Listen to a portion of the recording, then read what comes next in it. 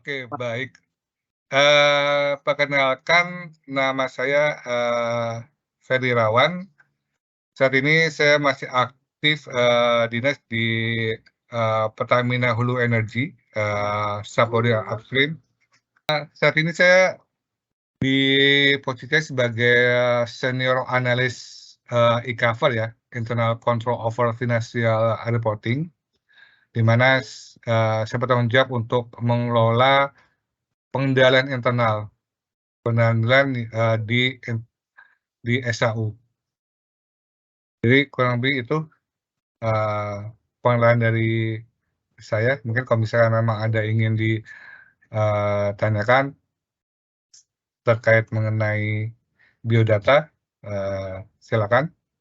Atau misalnya mau, sudah cukup juga silakan. Saya kembalikan lagi ke Mas Wildan. Ya. Apa sih Om dampak dari fluktuasi harga minyak terhadap perekonomian di dunia gitu Om? Oke, baik. Mungkin sebelumnya buat teman-teman semua nih perlu tahu juga mengenai, beberapa faktor nih yang menyebabkan harga minyak itu, bisa mengalami fluktuasi ya. Kurang lebih sini ada 4 faktor. Yang pertama itu adalah kebijakan dari negara OPEC ya. Mungkin teman-teman sudah tahu OPEC itu apa ya, organisasi tempat naungnya negara-negara penghasil minyak dunia. Dan dalam kebijakan ini mempengaruhi sekali dari sisi, hulunya nih, karena kalau misalkan, dari sidang OPEC menetapkan misalkan, eee, produksi per barrelnya sekian juta barrel, itu sangat mempengaruhi dari, harga minyak. Karena dengan otomatis dengan misalkan, per barrel produksi tetapkan oleh OPEC anggaplah misalkan, 1.000.000 barrel, otomatis nanti kan supply dari, minyak bumi yang ada di dunia juga berpengaruh. Kalau supply-nya terlalu dikit, sedangkan demand-nya itu banyak, otomatis kan harga akan menjadi naik, gitu. Itu satu. Yang kedua adalah situasi negara penghasil minyak. Eee, di sini perlu kita pahami bahwa OPEC itu tidak semua negara penghasil minyak itu adalah anggota OPEC. Ambil contoh misalkan ada Rusia. Rusia itu penghasil, minyak dan juga gas bumi yang, cukup besar. Tapi Rusia itu tidak menjadi anggota OPEC. Jadi kalau misalkan, eee, dalam ini misalkan dari OPEC, sesudah, menetapkan, jumlah supply untuk, dunia itu adalah misalkan adalah per harinya adalah 50 juta barrel. Kemudian karena Rusia misalnya lagi ada butuh, pendanaan finansial yang cukup sehingga, Rusia itu menjual minyaknya itu supply-nya lebih banyak atau juga mungkin menjual di harga di bawah dari harga, rata-rata minyak dunia, itu sangat mempengaruhi dari fluktuasi harga, eee minyak bumi secara global. Kemudian faktor ketiga adalah kondisi perusahaan minyak. Ini juga sangat mempengaruhi. Kalau kita, lihat ke belakang sebagai contoh kasusnya adalah, terjadinya, eee kecelakaan minyak yang di BP waktu itu kalau nggak salah di Teluk Meksiko yang bahkan itu udah difilmkan, itu sangat mempengaruhi, harga minyak. Karena otomatis dengan ada satu, ladang sumur yang dia, eee, produksinya cukup besar, cukup signifikan, terjadi ganggu, otomatis kan supply terhadap dunia itu juga, berkurang. Sehingga itu juga mempengaruhi, dari harga minyak secara global. Kemudian faktor keempat itu adalah konflik antar negara. Nah, ini yang saat ini lagi marak, itu adalah di poin keempat ini, konflik antar negara. Seperti kita ketahui bahwa saat ini ada konflik ya antara Rusia dan Ukraina, di mana kemudian banyak sekali pembatasan yang dilakukan oleh negara Barat dalam ini NATO dan sekutunya untuk pembatasan penjualan minyak ataupun gasnya dari Rusia. Kemudian juga ada peledakan dari yang jalur pipanya Nord Stream NS1 dari Rusia ke Jerman ya. Itu juga mempengaruhi dari harga minyak secara fluktuasi. Nah, sekarang bagaimana harga minyak secara global itu mempengaruhi perekonomian?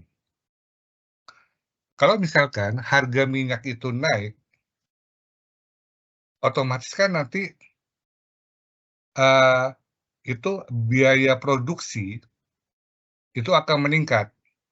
Jika biaya produksi itu meningkat, otomatis maka harga-harga barang-barang kebutuhan itu akan juga meningkat. Jika kejadian ini secara terus-menerus terjadi dan cukup lama, maka itu akan terjadi inflasi. Jika terjadi inflasi, maka biasanya itu adalah nilai tukar dari atau kurs dari mata uang domestik itu akan menjadi turun. Dan itu efeknya bisa kemana-mana. Bisa terkait mengenai investasi, kemudian juga mengenai dampak terhadap banyaknya mungkin nanti ada perusahaan-perusahaan mungkin yang banyak jadi yang kolaps atau bangkrut, itu dampaknya bisa sistemik. Kurang lebih seperti itu, Mas Wildan. Iya, oke. Mungkin masih ada pertanyaan lagi dari teman-teman kelompok kami. Bisa diajukan saja pertanyaannya. Silakan Mas Hanif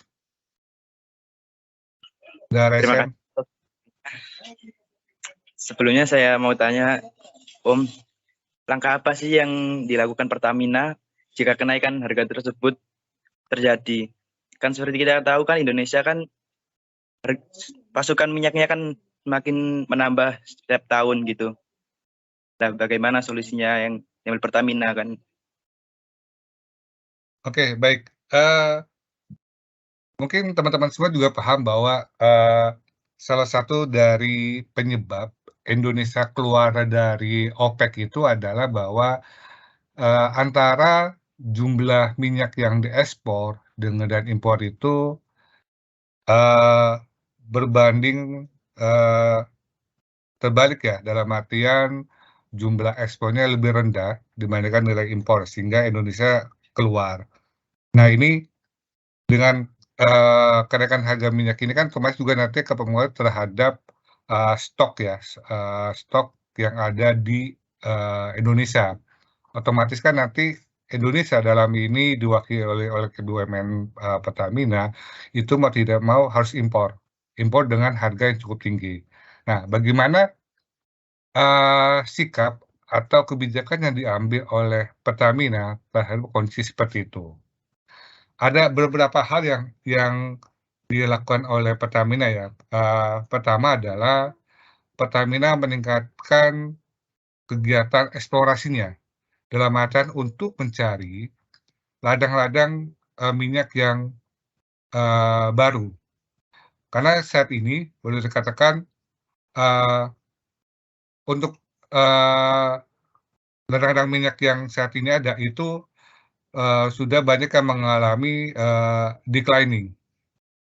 Jadi dalam hal ini untuk tetap mempertahankan atau menuju 1.000.000 barrel per day, itu Pertamina banyak melakukan kegiatan eksplorasi untuk mencari titik-titik minyak yang baru, itu satu. Yang kedua, terhadap ladang atau sumber-sumber minyak yang lama, itu banyak saat ini sedang dilakukan kegiatan injeksi IOR. Dalam artian bagaimana coba dari sisa-sisa yang masih ada di dalam itu diinjek EOR untuk mengambil sisa-sisa yang masih ada. Sehingga nanti bisa untuk menambah produksi. Kemudian terhadap untuk yang sumur-sumur yang masih aktif, itu Pertamina melakukan kegiatan untuk mempertahankan tingkat produksi dengan melakukan maintenance. Apakah itu melakukan kegiatan walkover, di mana sumur-sumur itu dipertahankan tingkat produksinya. Bahkan diusahakan bahwa dalam sumur itu jangan decline, tapi diusahakan produksinya untuk meningkat dengan kegiatan walkover. Oke, mungkin kira-kira itu dari saya, Mas Hanif. Baik Om, terima kasih. Ya, oke. Baik Om, sudah menjawab jawabannya tentang pertanyaan yang kita sampaikan. Mungkin dari kelompok kami sudah cukup untuk pertanyaannya. Terima kasih buat Om Ferry atas waktunya. Maaf mengganggu weekendnya. Terima kasih dari kami semua. Kurang lebihnya mohon dimaafkan. Wassalamualaikum warahmatullahi wabarakatuh. Waalaikumsalam warahmatullahi wabarakatuh. Terima kasih teman-teman semua. Oke, happy weekend ya untuk semuanya. Terima kasih.